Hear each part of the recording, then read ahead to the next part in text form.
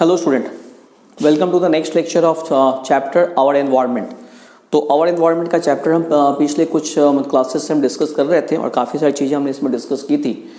हमने एनवायरनमेंट को डिफाइन किया था, इकोसिस्टम को डिफाइन किया था, इकोसिस्टम के जो डिफरेंट कंपोनेंट्स होते हैं हमने उसके बारे में देखा था। हमने फूड चेन डिस्कस किया था, डिफरेंट टाइप्स के फूड चेन डिस्कस किए थे हमने, और उसके बाद हमने फूड वेब डिस्कस किया था। ठीक है, अब फूड चेन और फूड वेब दोनों ही हम डिस्कस कर चुके हैं। तो अब दोनों में डिफरेंस क्या हम ये देखते हैं। सबसे पहली बात कि हमारे पास फूड चेन क्या था। Food chain is a single straight pathway for the flow of energy and food. एक सिंगल स्ट्रेट पाथवे, एक लिविंग थिंग दूसरे को खा रहा है, फिर उसको कोई और खा रहा है, फिर उसको कोई और खा रहा है। तो एक हमारे पास सिंगल पाथवे है, जैसे ग्रास है, ग्रास को डियर खा रहा है, डियर को लॉयन खा रहा है। तो एक हमारे पास एक स्ट्रेट सिंगल पाथवे है जिससे एनर्जी या फूड को ट्रांसफर किया जा रहा है। बट फूड वेब में क्या है, फूड वेब में भी वही है, एनर्जी या फूड को ट्रांसफर किया जा रहा है, but it is a network of interconnected food chain. काफ़ी सारे फूड चेन आपस में इंटरकनेक्टेड हो गए और उससे एक फूड वेब बन गई। तो ये एक स्ट्रेट पाथवे नहीं है, ये क्या है, एक इंटरकनेक्शन है। तो एक मेस लाइक स्ट्रक्चर बन गई, कौन किसको खा रहा है, काफ़ी सारी चीज़ें आपस में इंटरकनेक्ट हो गई।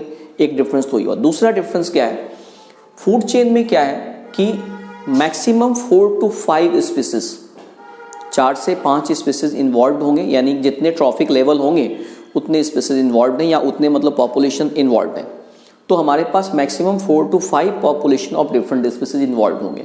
But in a food web में एक लिविंग थिंग के पास काफ़ी सारे ऑप्शंस हैं, काफ़ी सारे फूड चेन आपस में इंटरकनेक्टेड हो गए। तो क्या हुआ कि यहाँ पे न्यूमेरस पॉपुलेशंस जो हैं, न्यूमेरस स्पीसीज यहाँ पे इन्वॉल्व हो जाएंगे। It contains numerous population of different species. तीसरी डिफरेंस क्या है, in case of a food chain the member of higher trophic level have a single option.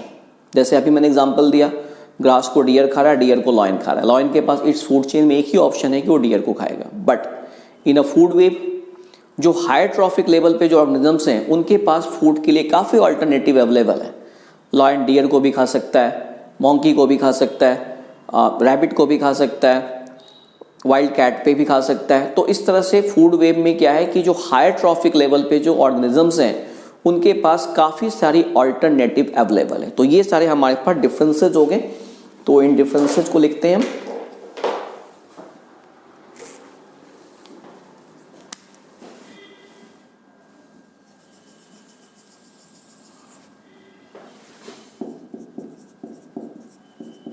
Food chain and food web.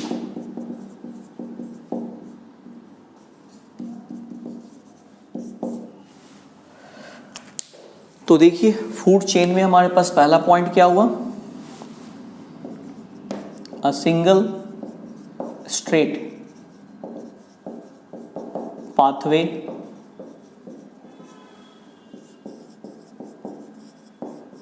For the transfer of food and energy,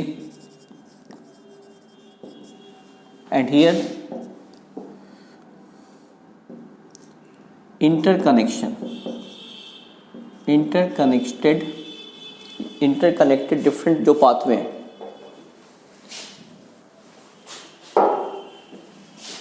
a number of interconnected food chain for the flow of energy and food। यहाँ पे क्या है, maximum 4 to 5 population of different species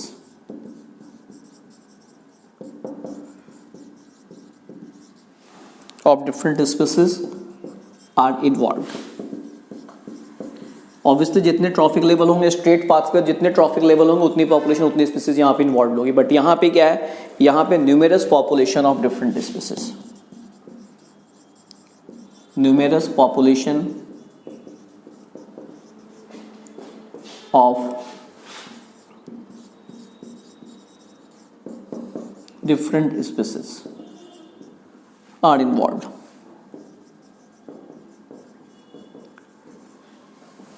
फिर देखिए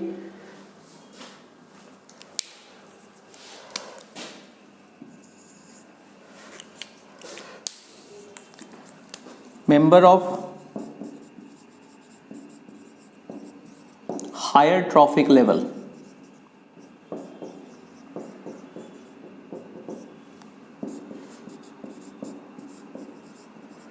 feed upon a single species। Clear? यहां पे काफी सारे ऑप्शंस अवेलेबल है उनके पास।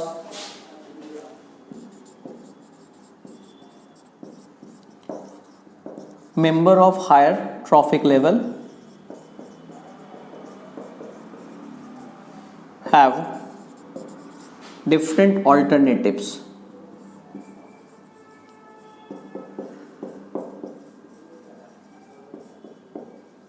For food. तो ये सारे मेजर डिफरेंसेस है हमारे पास किसमें, फूड चेन में और फूड वेब में। ठीक है, डिस्कस हम कर चुके हैं, दोनों का डिफरेंस हमने देखा। अब चलिए अब इसके बाद की जो नेक्स्ट टॉपिक हम वो देखते हैं हमारे पास। तो फूड चेन में, फूड वेब में बेसिकली इनका फंक्शंस क्या है, that is the flow of energy. Food chain और फूड वेब में क्या है, ये एक ट्रॉफिक लेवल से दूसरे ट्रॉफिक लेवल पे एनर्जी की फ्लो हो रही है। तो एनर्जी की फ्लो से रिलेटेड जो कुछ चीजें हम वो देखते हैं।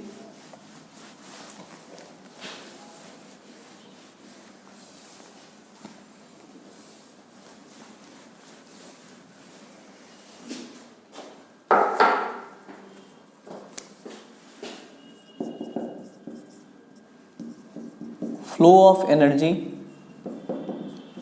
इन एन इकोसिस्टम।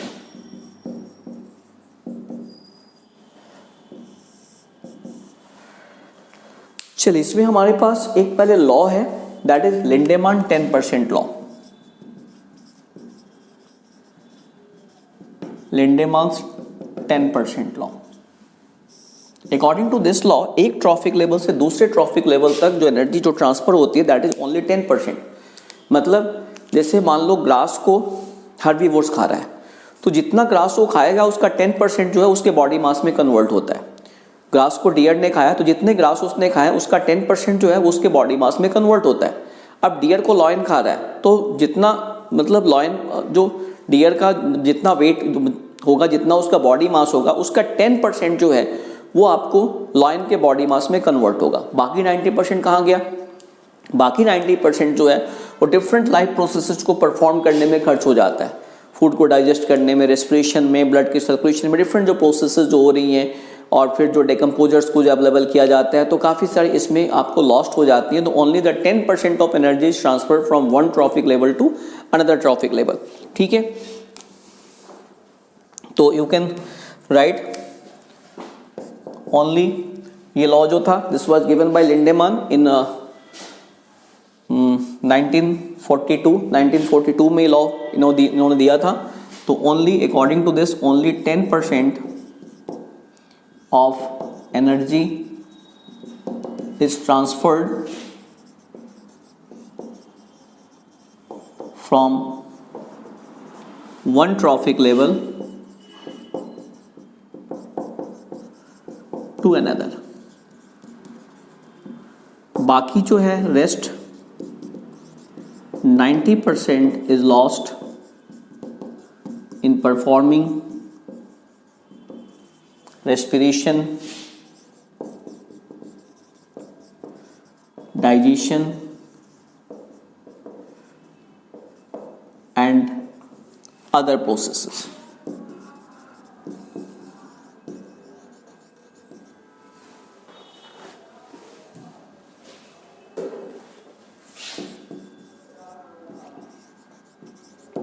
ठीक है, अब देखिए हम इसको एक फूड चेन के थ्रू हम इसको समझने की कोशिश करते हैं। लिंडेमान 10% लॉ,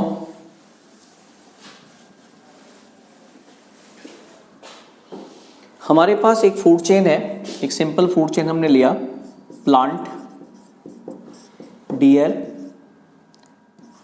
और उसके बाद से फिर टाइगर या लायन। 3 ट्रॉफिक लेवल यहां पे है।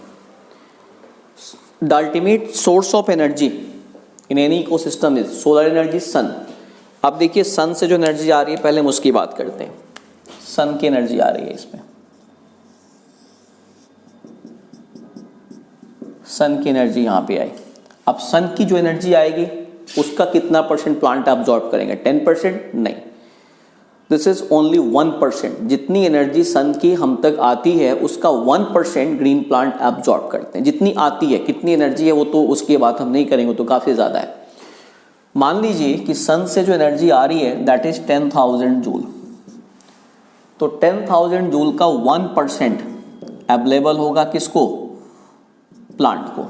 1% इसका 10,000 जूल का 1% प्लांट को अवेलेबल होगा। तो 1% मतलब प्लांट को कितना अवेलेबल हो जाएगा? 1% दैट इज 100 जूल। तो प्लांट के पास कितनी हो एनर्जी आ गई? 100 जूल। अब इस 100 जूल का 10%, अब ये ट्रॉफिक लेवल पे, हर ट्रॉफिक लेवल पे 10% एनर्जी जो होगी वो आपको ट्रांसफर होती जाएगी। अब इसका 10% कहाँ गया? डियर में, तो कितना हो गया? यानी 10 जूल। फिर इसका 10%, किसका? 10 का 10%, टाइगर को कितना मिला? 1 joule, only 1 joule. That's why the number of trophic level in a food chain is limited. हमने पहले भी डिस्कस किया था। क्यों?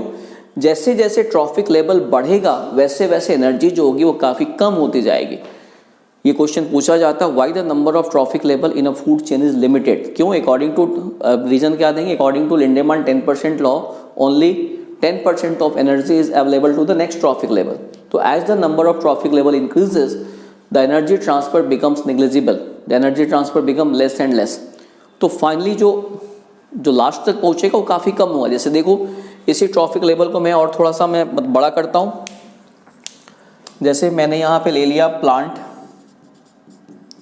प्लांट को ग्रास हॉपर खा रहा है, ग्रास हॉपर को फ्रॉग खा रहा है, फ्रॉग को स्नेक, स्नेक को हॉक। कितने स्टेप हो गए? 5 स्टेप, इससे ज़्यादा नहीं होती। अब देखिए हम यही सेम एग्जांपल लेते हैं।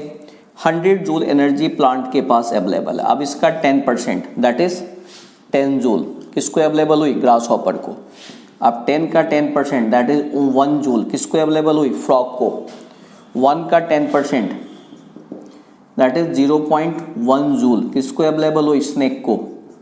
फिर 0.1 का 10% दैट इज 0.01 जूल किसको अवेलेबल हुई? हॉक को। तो इस तरह से नंबर ऑफ ट्रॉफिक लेवल जैसे जैसे बढ़ते जाएंगे वैसे वैसे क्या होता है कि जो एनर्जी जो ट्रांसफ़र है वो काफ़ी कम होती जाती है, और इसलिए नंबर ऑफ ट्रॉफिक लेवल जो है फूड चेन में आपको लिमिटेड होता है। अनलिमिटेड यानी कि बिल्कुल आप ऐसे बढ़ाते जाइए 8-9 नहीं पॉसिबल है। मैक्सिमम 4 to 5, इससे ज़्यादा किसी भी फूड चेन में number of trophic level possible नहीं होते हैं। ठीक है, तो आज हमने डिस्कस किया फूड चेन और फूड वेब में डिफरेंस हमने डिस्कस किया। Energy transfer in a food chain में किस ढंग से एनर्जी ट्रांसफर होती है? Only 10% energy is transferred. बाकी सारी एनर्जी डिफरेंट प्रोसेसेस को परफॉर्म करने में, and even it is lost in the form of heat. हम सब की बॉडी से हीट एनर्जी रेडिएट हो रही है। ये हीट एनर्जी कहाँ जा रही है? एटमॉस्फेयर में जा रही है। हम इसे फिर से यूज़ नहीं कर सकते। तो that's why for us this energy is lost. मैं बोल रहा हूँ तो मेरी एनर्जी साउंड एनर्जी के फॉर्म में एनवायरनमेंट में जा रही है। इस एनर्जी को क्या मैं दोबारा मतलब ट्रैप कर सकता हूँ? No doubt this energy is available in the environment because energy can not be created neither be lost. But हमारे लिए अब जो भी एनर्जी मेरी एटीपी के मॉलिक्यूल मेरे साउंड एनर्जी के फॉर्म में लॉस्ट हो गए, एनवायरनमेंट में चले गए, मैं इसे दोबारा ट्रैप करके यूज़ नहीं कर सकता। तो ये एनर्जी मेरी क्या होगी? हमेशा के लिए लॉस्ट हो गई। तो दैट्स वाई हम बोलते हैं एनर्जी हमारे लिए वो एनर्जी लॉस्ट हो गई। तो हर स्टेप पे काफ़ी सारी एनर्जी डिफरेंट प्रोसेसेस के लिए लॉस्ट हो जाती है एनवायरनमेंट में। आपको मतलब हीटिंग के फॉर्म में लॉस्ट हो गई, लाइफ प्रोसेसेस को परफॉर्म करने में लॉस्ट हो गई, मूवमेंट है, स्पीकिंग है, this all our life processes जो लिविंग थिंग्स में होती हैं। तो इसमें काफ़ी सारी एनर्जी लॉस्ट हो जाती है और केवल 10% एनर्जी अगले ट्रॉफिक लेवल को अवेलेबल होती है। इसी क्वेश्चन को एक ऐसे भी पूछते हैं, हम पूछा जा सकता है which mode of nutrition has more energy, herbivores mode और कार्निवोर्स मोड। अब आपको लगेगा कि भाई कार्निवोर्स चिकन मीट अंडे के पास ज़्यादा एनर्जी है।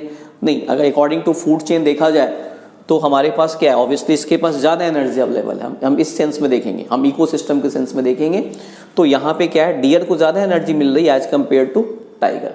ठीक है, तो वेजिटेरियन मोड के पास ज़्यादा एनर्जी हो गई as compare to the non vegetarian mode. तो ये हुआ हमारे पास फूड चेन। हमने फूड चेन, फूड वेव और एनर्जी ट्रांसफर खत्म किया। नेक्स्ट लेक्चर में हम एनवायरमेंटल प्रॉब्लम, बायोमैग्निफिकेशंस वगैरह ये सब डिस्कस करेंगे। Thank you.